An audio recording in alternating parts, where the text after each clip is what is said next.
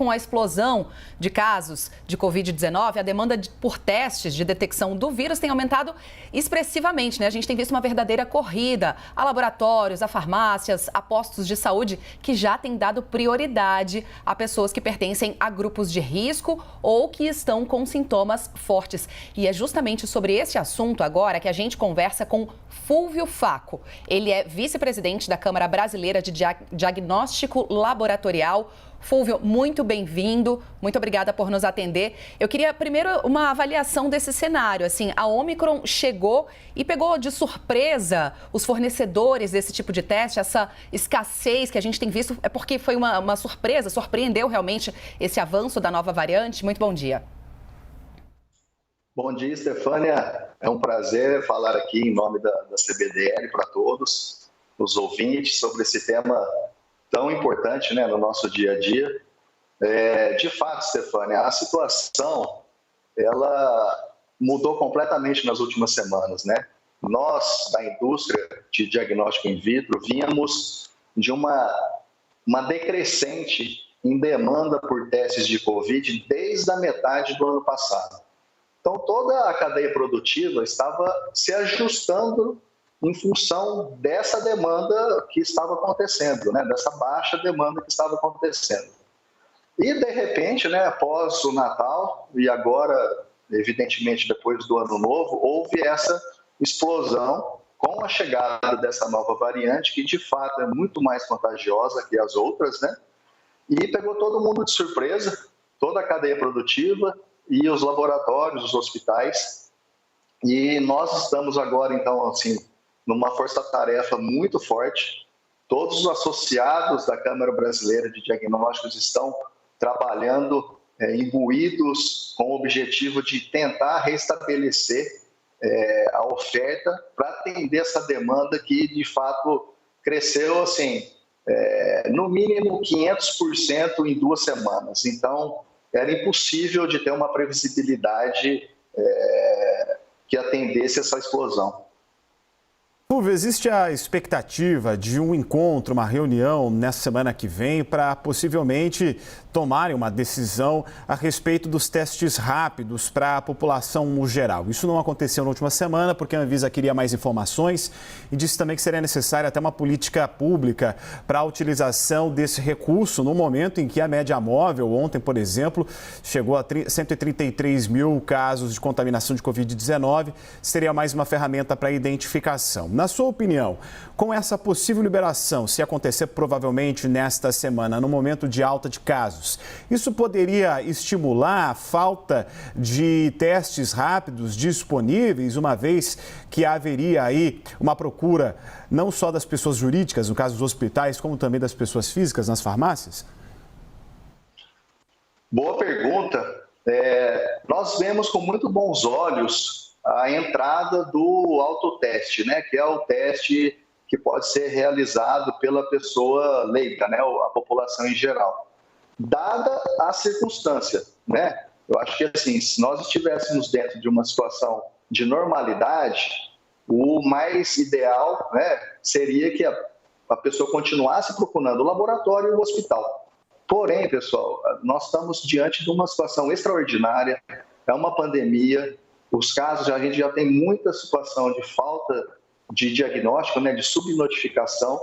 Então, nós vemos que a chegada do autoteste, ela vai, na verdade, Jairo, ela vai ajudar, ela vai complementar, porque ela vai ser uma ferramenta adicional nessa nossa luta por diagnosticar de maneira precoce os casos, fazendo com que a pessoa consiga se isolar e tentar quebrar essa cadeia de contaminação, diminuir essa velocidade da contaminação para que todos possam ter um acesso aos cuidados dentro das melhores condições possíveis. Então, a cadeia produtiva, de fato, ela está preparada para entrar também com esses testes para a população leiga, os autotestes, e isso não deve impactar a disponibilização de testes rápidos para os laboratórios dos hospitais.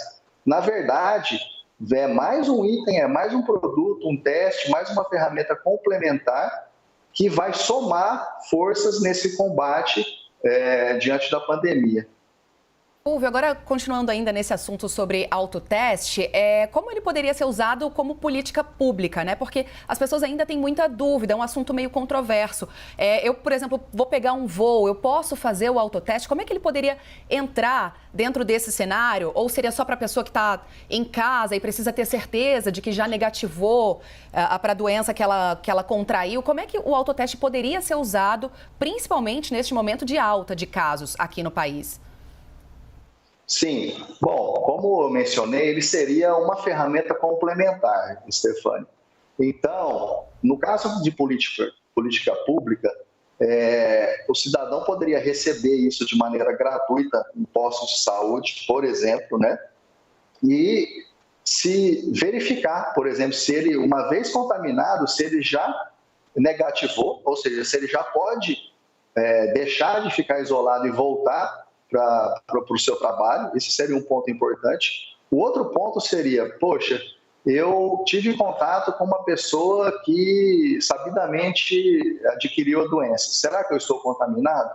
Então, muitas vezes, diante dessa alta demanda, essa pessoa que está com suspeita, ela pode fazer esse autoteste em casa sem ter que se deslocar para um laboratório ou para um hospital e participar de mais aglomerações, porque muito provavelmente, né, assim, essa pessoa pode não estar infectada e no momento que ela vai para o hospital ou vai para o laboratório para fazer o exame, ela acaba se contaminando em função da aglomeração. Então, a intenção do autoteste é permitir que se haja uma descentralização da testagem para a gente evitar aglomerações e maiores contatos entre as pessoas contaminadas, né, e as pessoas que ainda não se contaminaram. Por isso que, na próxima semana, o Ministério da Saúde já se comprometeu de entrar com maiores detalhes junto à portaria, que vai definir esses detalhes com relação à utilização do teste, a forma de notificação, né? Essa é uma outra preocupação que existe por todas as partes, né, de que a pessoa, uma vez que faça o exame e tenha um resultado positivo, que ela notifique, né, que isso entre para as estatísticas para que a gente possa, de fato, ter uma maior ação e visão do que, de fato, está acontecendo, tá? Mas, mais uma vez, lembrando, é uma ferramenta complementar, ela sozinha não resolve, tá? A gente precisa continuar contando com tudo que já existe e estamos numa situação extraordinária, então a gente precisa vir com mais intensidade no combate a essa pandemia. Vamos ficar atento, inclusive, nessa semana a essa decisão, porque outros países do mundo já usam o autoteste, né? As pessoas têm essa possibilidade, os Estados Unidos, na Europa. Recentemente, a Espanha até limitou por cerca de R$19 o valor, porque viu uma crescente nos preços do autoteste por lá. Mas para continuar a nossa entrevista, agora a gente chama a Raquel Amorim, diretamente lá do Rio de Janeiro. Raquel, entrevistado é seu. Obrigada, Jairo. Fulvio, bom dia. Obrigada por nos atender. A minha pergunta é a seguinte: os laboratórios têm dado prioridade neste momento aos grupos de risco e a gente tem recebido muita reclamação de que existem poucos testes para quem tem quadro leve de Covid e só tem acesso ao SUS. Por exemplo, né, os exames da Covid, eles acabam ficando restritos para quem tem condições de pagar por eles, custam mais de R$100, aí uma média mais de R$100. O mais pobre não se testa, acaba não se isolando, se está infectado, acaba não cumprindo esse isolamento. Na sua opinião, Fulvio, falta aperfeiçoar o Plano Nacional de Testagem? Falta um acesso mais democrático à testagem no Brasil?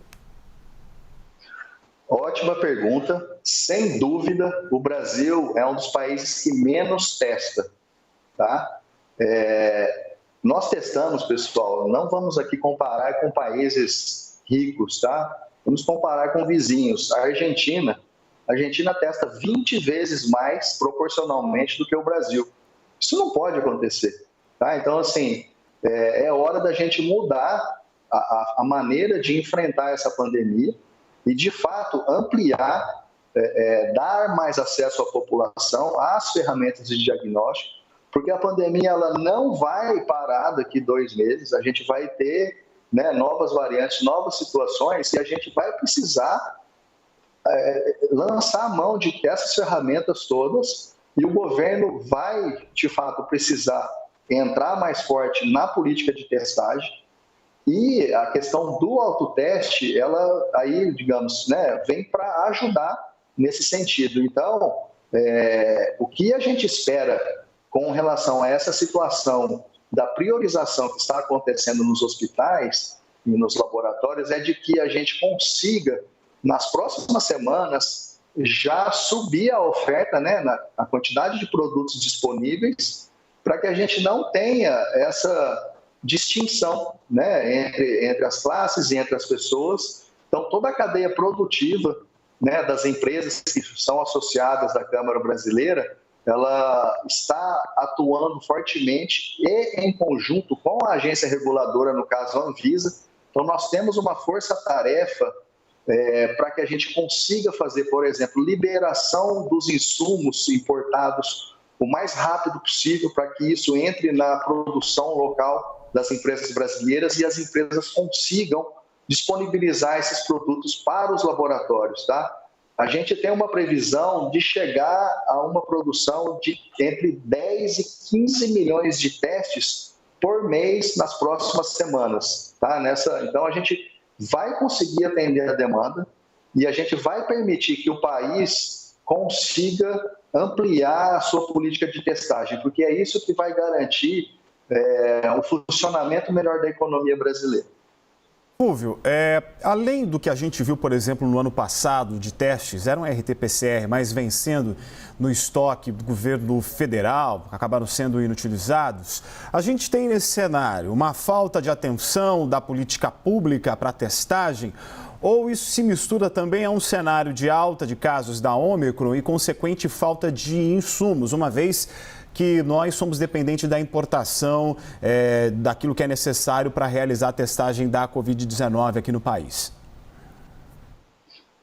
De fato, como eu mencionei, a alta foi muito expressiva, né? A demanda explodiu, então a cadeia produtiva, né? As empresas fabricantes, elas não estavam preparadas para atender essa demanda gigante que se apresentou nas últimas semanas, né?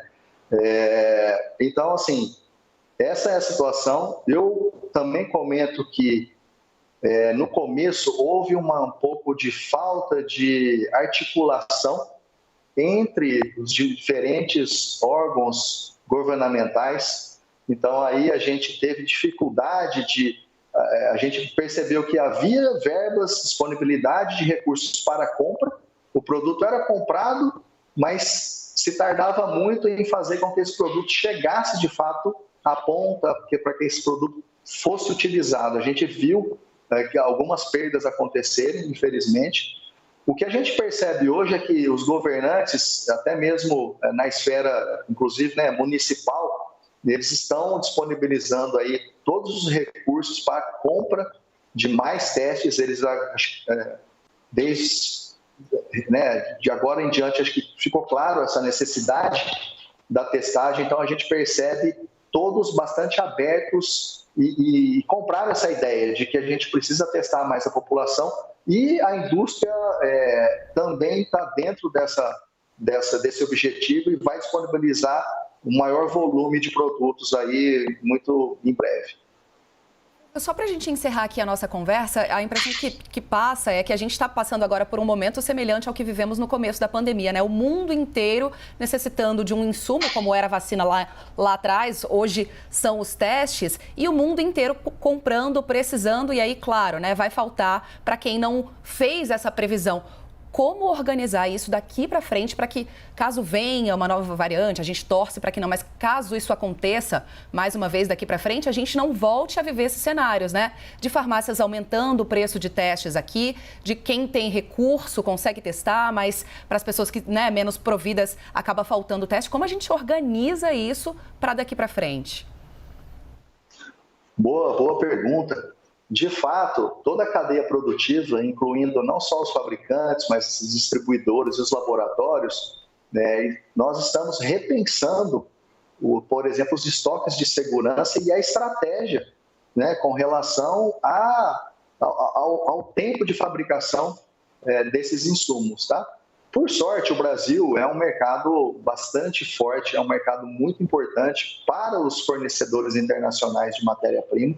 Então, as empresas brasileiras têm um poder de negociação bastante significativo, possuem parceiros sólidos, isso também é muito importante de mencionar. Então, nós acreditamos que a partir de agora, com uma previsão, né, um pouco aumentada em função do que aconteceu, nós vamos conseguir, talvez não atender em 100%, né, alguns repiques que aconteçam, mas evitar esse tipo de racionalização, né, que está acontecendo no atual momento, tá? Eu vejo que a gente vai poder otimizar o processo produtivo de maneira que, por exemplo, a gente tenha produtos em etapas parciais de fabricação, onde a validade do produto ainda não começa a valer. Então, a gente fica com um produto que a gente chama de produto semi-acabado. Esse produto semi-acabado, ele fica como de prontidão para um eventual pico na demanda e rapidamente a empresa, com esse produto semi-acabado, em 1, 2 semanas, ela já consegue disponibilizar uma quantidade muito maior para o mercado. Então, essa é a maneira que a gente vê para enfrentar a pandemia daqui para frente. A gente conversou com o Fúvio Facco, que é vice-presidente da Câmara Brasileira de Diagnóstico Laboratorial. Muito obrigado pela sua entrevista, Fúvio. Muito obrigado pela oportunidade e tenha um bom dia.